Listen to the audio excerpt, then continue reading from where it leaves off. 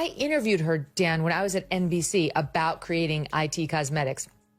And she did have the high, I can't even do it, my voice is too low, but she had the high squeaky voice a little, but she's really leaning in now in her little podcast with Meghan. And she's gone next octave up. And the two of them have the weirdest dynamic. And so in this podcast, Meghan does her perfectly curated life thing, but she's allegedly wearing no makeup. Meanwhile, she's got like the perfect blowout, you know, and like she's completely camera ready, except she didn't put eye makeup on. And she also is pretending that she's crying. And we did a zero in, like we zoomed in just to see there isn't a tear in sight. Dan, look at this.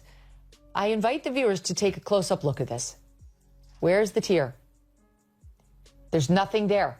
Look, it's an actor's trick. Meghan Markle's tear ducts are working overtime, except apparently they forgot to bring the actual tears. Greg Gutfeld ripped into her like a royal roast, while Megyn Kelly handed out truth bombs like party favors, because even teamwork has standards. So, was it bad acting, emotional manipulation, or just another Tuesday in Meghan's podcast kingdom? Grab your popcorn, because this tag team takedown, performed solo, is the most brutally hilarious thing you'll see since Harry tried juggling royal duties. I resent you.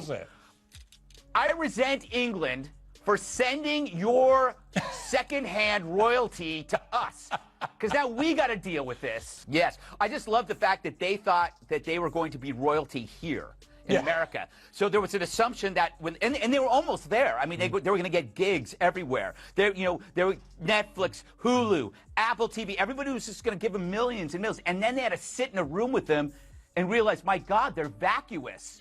He's a nice guy, apparently, but I mean, just thoroughly vacuous. She leads him around on a rope, and and it's like, that's it. That is the kind of sitcom I want to see. I'll tell you the other thing. A reality show. It happened again. Meghan Markle cried, but like emotionally, not physically. You know, one of those elite upper echelon cries where the emotion is deeply felt in the vocal cords, but mysteriously forgotten in the tear ducts. It's the kind of sob that sounds powerful, soul-wrenching, moving, except your face forgot to RSVP to the drama. She pulled out all the stops. Here is the intro of the episode. Meghan, Duchess of Sussex, in her first ever podcast interview. It's happening! It's not about the grandeur of a gesture. It's about I see you. I'm nurturing you and I see you so deeply, and I love being able to see your growth. Of all things, it's making me emotional. I have full body chills right now. For them to be able to look back and go, oh my gosh, she has loved us so much. Why don't you like her? Oh, let me count the ways. There's nothing I like about her. She is a malignant narcissist who cannot get enough of herself while she simultaneously plays the victim. My castle's too small. Yeah. The queen is mean to me. They won't let me call myself Her Royal Highness anymore, but I'm going to put it all over my stationery and on the gifts that I give to my friends, while she never stops whining. And at the same time, I'm getting all worked up. I'm a founder. I'm over it. She's not important. She married for money. It's very clear. She bagged the elephant. She was thrilled she became a, quote, princess. And just like that, the Duchess of Discontent dropped another episode of her truth-laced, soul-bearing podcast where everything is raw, emotional, and extremely brand compatible. The moment she sniffled without sniffling, blinked without moisture, and delivered what can only be described as tears you can't verify but definitely must believe, the internet lit up faster than Harry trying to remember what he's actually a prince of these days. Meghan Markle is back with another attempt at relevance, this time her upcoming Netflix series with Love, Meghan. Roll it, Agnes. Of course it's the first time, because you never do it. You can actually tell how phony someone is when they tell you how authentic they are. Obviously, this will crash and burn like all of her other poorly planned pet projects, because despite her pseudo-British fame, people over here roundly reject this kind of phony, force-fed crap. Now, the world has gotten used to Meghan's emotional monologues. After all, what's a podcast without weaponized vulnerability? But this time, the drama wasn't just served on a plate, it was plated with gold leaf, sprinkled with lavender, and hand-delivered by a wellness coach in Montecito. The sob story was ready for public consumption, and Meghan expected us to devour it spoonful by spoonful. Except, some people choked. He embarrassed his family for fun. Now his tell-all's #1. It's true. Prince Harry's book has now become the fastest-selling non-fiction book in the history of the UK, selling 400,000 copies on Tuesday. It's the only book to ever sell more copies on its first day than Harry Potter, which also was a work of fiction. Anyway, the book also reveals a whole bunch of weird crap. A text message fight between Meghan and Kate. How does a husband get that? And why does he care? Also, how Prince Charles used to do headstands in his underwear every day to alleviate injuries from polo. Not polio. Polo. Enter Greg Gutfeld, the man who thinks late-night comedy should punch you in the face with a smirk and then laugh at your hospital bill. He saw Meghan's podcast performance and decided it was time to break out the sarcasm scalpel. Greg, with the tact of a wrecking ball at a yoga retreat, essentially called the Duchess out for faking it harder than an influencer's vacation photos. He didn't need a forensic psychologist or a royal historian. All he needed was his signature cocktail of mockery, mischief, and mild madness. According to Greg's vibe, and let's be honest, he always has a vibe, this was the emotional equivalent of a cheese grater auditioning for Broadway. Loud, dramatic, painful, and unnecessary. He laid into her like she just interrupted his nap with a TED Talk on moral superiority. He didn't dissect, he demolished. Subtlety wasn't invited. The whole situation to him was like watching a school play where the lead forgot her lines but refused to admit it, so she just cried internally. Gutfeld didn't need her to actually cry, he just wanted the acting to try. And because he lives on a steady diet of irony and Red Bull, he poked holes in the paradox of Meghan Markle being the silenced global media figure with a podcast, a Netflix deal, and more airtime than most world leaders. His take? If this is what silence sounds like, we'd hate to hear her when she's really got something to say. You can't call it a struggle while recording your emotional breakdown in high-definition audio with background music and an editing team. She gave an interview to People magazine. She says she loves building this safe haven and show with her daughter. And she says, being able to have my own little girl, as I've spent so much of my life championing the rights of girls and women, knowing this is something that I can create in front of my daughter and teach her what it's like to be a working mom. This is not what it's like to be a working mom. What it's like to be a working mom is to come downstairs with no makeup on, you're barely out of your pajamas, and you're like, did you eat? Let's go. You're late. Get your backpack. Come on. If you do this again, I'm not bringing it to you at school. Let's go. Good. Right. Grab anything. Doesn't matter what the sugar content is. This is such a farce. But Greg didn't stop at mocking the moistureless monologue. No, he took it a step further. He practically rebranded her podcast as Masterclass in Manipulation, featuring guest episodes like How to Cry Without Crying, The Art of Emotional Suggestion, and Finding Your Voice While Drowning in Millions. His monologue turned into a full-blown roast, medium rare with a side of eye roll. He also couldn't resist pointing out the irony of using tearless tears as a shield. Because let's be real, it's hard to criticize someone mid-sob, unless the sob never arrives. It's like being emotionally mugged by a mime. The facial cues don't match the audio. You're left with this uncanny valley of feelings where you think you're supposed to care, but your brain's too busy asking, wait, did she just fake cry again? And while Greg was busy throwing metaphoric pies across the studio at Meghan's royal reputation, across the media landscape, in a quieter but far deadlier arena, another critic sharpened her rhetorical knives, Meghan Kelly. If Gutfeld is the jester, Meghan is the prosecutor. Cold, calculated, and clinically unimpressed by theatrical emotions. Where Greg dances in mockery, Meghan Kelly struts in facts and surgical takedowns. And she had thoughts. While she didn't need the bells and whistles of comedic delivery, her takedown was arguably more lethal because it was precise, like a hawk staring down a squirrel. She wasn't interested in mocking the performance for laughs. she was analyzing the entire strategy behind it. Meghan and Harry, who are planning to come and hijack the Queen's Platinum Jubilee. And I know you find them a constant source of hilarity as well. They don't ever intend to make us laugh. They just make us laugh through their I gotta absurdity. tell you, I love that her woke cartoon on Netflix got canceled. There's a great story behind this. The cartoon is called Pearl.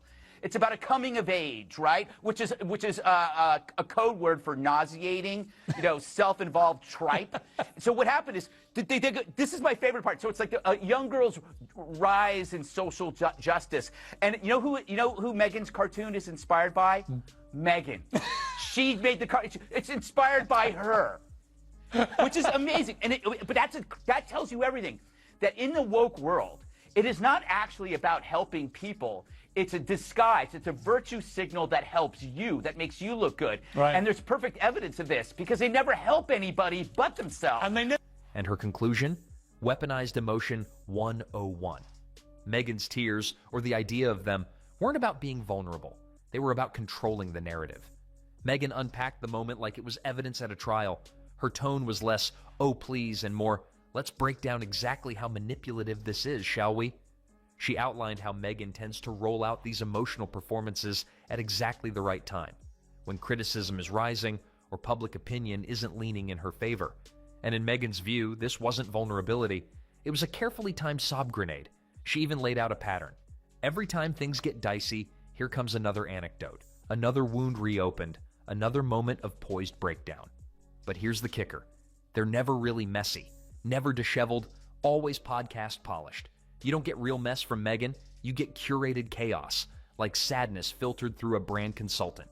Meghan, ever the meticulous dismantler, raised the issue of credibility. Why do so many of Meghan's stories shift ever so slightly depending on the platform? Why do major accusations come without receipts? Why is every tear-inducing moment backed by vague sentiment rather than hard fact? It wasn't just the lack of actual tears that bothered Meghan, it was the lack of truth's consistency. You can fake a cry, sure, but faking a whole narrative? That's where the real damage begins. She is the most insecure person I have seen in the public eye in a long time. That is why everything had to be perfectly curated. Who the hell picks fucking berries in a white cashmere blouse and white pants? Literally no one on earth does that.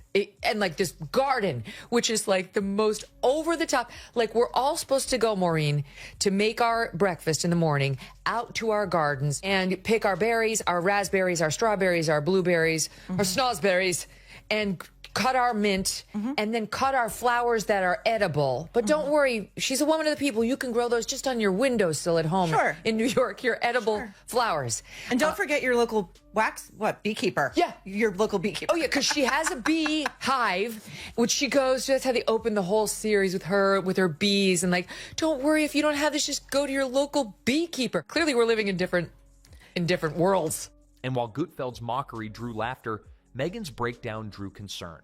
It wasn't just about the crying, it was about the long-term implications of someone using emotional currency in such a calculated way.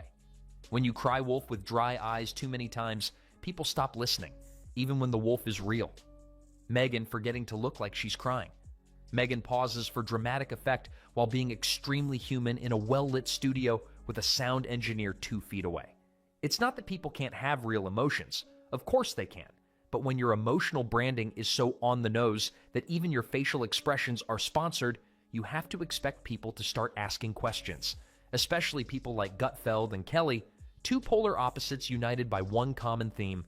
They're both allergic to fake, and yet both arrive at the same destination. There's something deeply off about a duchess who cries without crying, who feels everything except accountability, and who manages to be both endlessly oppressed and globally broadcast. And let's talk about the public reaction, because the internet didn't exactly send Meghan a bouquet for her acting chops. Memes flew like seagulls at a boardwalk sandwich. That his heart is even more beautiful. I love that your eyes are sparkling right now. Oh. Oh my God. Dan, I threw up in my mouth. Yes. Yes. Dan, when you do interviews on your show, do you do the Jamie Kern-Lima reactions? Yes. Oh my God, there's something wrong with her. Who communicates like that? She's the only thing saving Meghan Markle, because between the two, she's even weirder. But Meghan Markle, this is a tell. Okay, this is a tell. It's the same way on Valentine's Day. You see people post like, my rock, my life partner, the person who saved me. Guaranteed that guy is cheating on her and she knows it. People dissected the clip like it was the Zapruder film. Was that a tear? That was a camera light reflection. Was that a sniff? No, the producer just coughed. It became less about what she said and more about how she said it. Because when emotion is the product, even the smallest inconsistency can break the illusion. And Meghan's illusion is built on a very specific formula. Victimhood, vulnerability, and vague storytelling all rolled into a Duchess-shaped brand. It's all very feel bad for me, but only on Wednesdays between 2 p.m. and 3 p.m. And also, don't forget to buy my latest collab. Meanwhile, Gutfeld probably printed out screenshots of the podcast and framed them in his studio under the title Comedy Gold. And Meghan, she probably filed it under Exhibits A through Z in her ever-growing list of Meghan's inconsistencies. It's wild that two people from completely different media worlds, one dressed in punchlines, the other in pointed arguments, saw the same exact performance and both smelled the same suspiciously unsalted emotional stew. No tears, no mess, just vibes. Royal, curated, designer label vibes. And then there was that time that Harry suffered frostbite on his penis from a trip to the North Pole. You sure you didn't get that from Meghan? Yeah. It's contagious, frostbite. I think. I don't know. I'm not a doctor. The best part, Harry's book is titled Spare, which comes from Harry's claim that he was bred only to offer spare organs to Prince William. I know. Although they're both out of luck generating hair plugs. Gutfeld clocked it immediately, like a rerun of a bad soap opera where the main character just changes outfits and retells the trauma with new lighting. Meghan, ever the analyst, dissected the choreography. The same plot lines, different platforms, slightly adjusted tearless tone for optimal demographic engagement. On Spotify, she's the weeping Duchess finding her voice. On Netflix, she's the silenced revolutionary. Again, finding her voice. And on stage at elite summits, she's, surprise, still finding her voice. At this point, that voice must be hiding in Narnia. But both Greg and Meghan, who'd normally agree on nothing besides air being necessary, smelled something fishy in this emotional deja vu. It's Emotional Groundhog Day, starring Meghan Markle and a rotating cast of recycled anecdotes. And every new appearance features a slightly tweaked script, adjusting the villain, shifting the scenery, swapping out Harry's facial expression, but never, ever touching the Golden Center. Meghan's starring role as the misunderstood heroine with perfect lighting and inexplicable allergies to actual tears. But that's the Meghan Markle experience now, isn't it? The Duchess of emotional nuance. You can't criticize her or you're cruel. You can't doubt her or you're sexist. And you certainly can't laugh because that makes you part of the problem, even when she's crying without actual crying in a multi-million-dollar audio studio. When she married Harry, the press was wonderful for her. The British people loved Harry, and they were delighted to see him so happy and in love, and she was playing the role of demure, supportive partner to a T. I mean, very well. It wasn't until she started to make her positions clear and continuously play the victim from the palace that people started to get a feel of who she really was, and then the public opinion turned, and so did the press. So maybe the real takeaway isn't that Meghan faked tears. Maybe it's that she's accidentally turned herself into a performance artist without realizing the curtain's already fallen. The more she tries to look genuine, the more she seems manufactured.